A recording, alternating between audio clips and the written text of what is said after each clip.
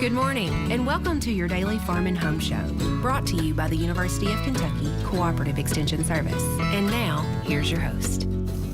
Good morning, I'm Joanna Coles, and it is finally grilling time. And Kiah Twisselman from the Kentucky Beef Council, she is the Director of Consumer Affairs there. Good morning, Kiah. Good morning. Now, thanks for visiting with us all week and celebrating beef, and I love beef on the grill. Me too. Honestly, I like to grill all season long. I know other people like to wait till the nice weather's here, but it's finally here, and we can't wait to kick off grilling season now. Absolutely, but there's some tips and some tricks to grilling. Some people might be intimidated, but it's really easy. It's super easy. Honestly, I prefer it to other things, mainly because you're only really dirtying like one thing on the oven, which is just the grill, so it works out great. But what I like to tell people is sometimes they just don't know where to start, and I feel like there's lots of essential grilling items that you need to have in your tool belt, if you will. Yes, well, let's talk about some of those. So one of the first things you're gonna need is, obviously, if you're gonna be grilling on a hot surface, you need to have something that you can use to move your meat, get your meat off the grill.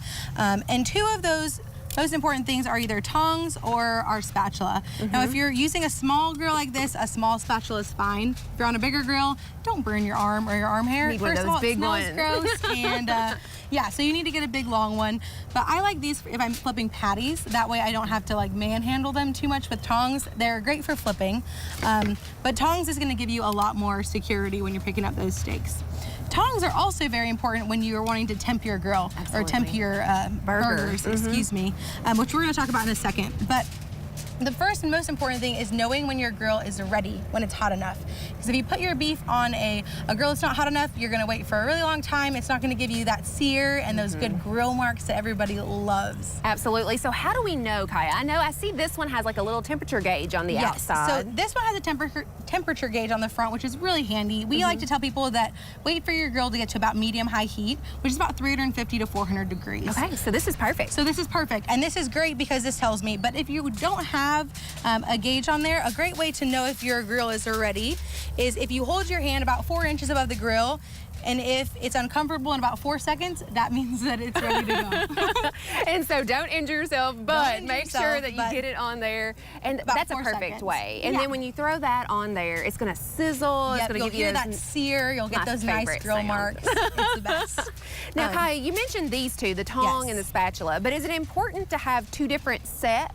Yes, so one of the things we really want to make sure that is important for people to know this grilling season is to make sure that you're not cross-contaminating your foods.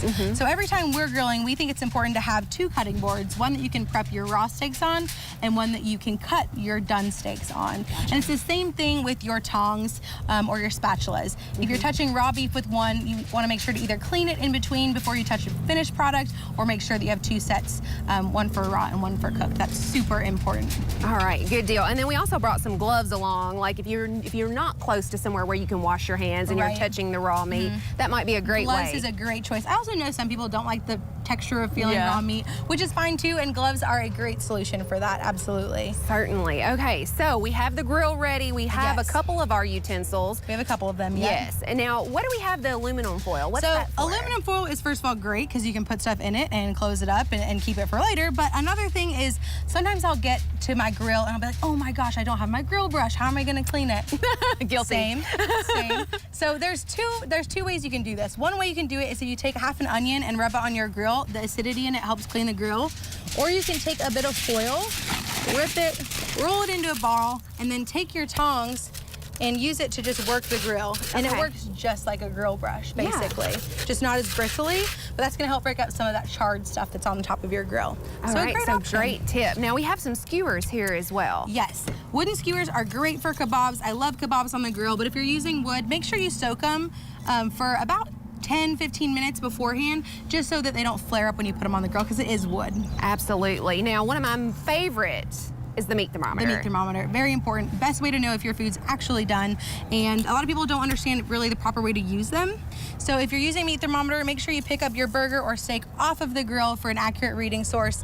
Put that meat thermometer in horizontally in the thickest part, and then wait to see what it reads on here. And so for burgers, we want that to be about 160 degrees. For steaks or roasts, about 145. All right, so perfect. All this great information can be found where, Kiah? kybeef.com. All right, so you want to make sure to go there. You want to have a safe grilling season. And for great recipes, though, you can visit that website or follow Kentucky Beef Council on social media to find out all the great things that you can enjoy during this summer grilling season. Kiah, thanks for being here with us. Thanks for having me. And if you have any questions, make sure to contact the Warren County Extension Office. Have a great day.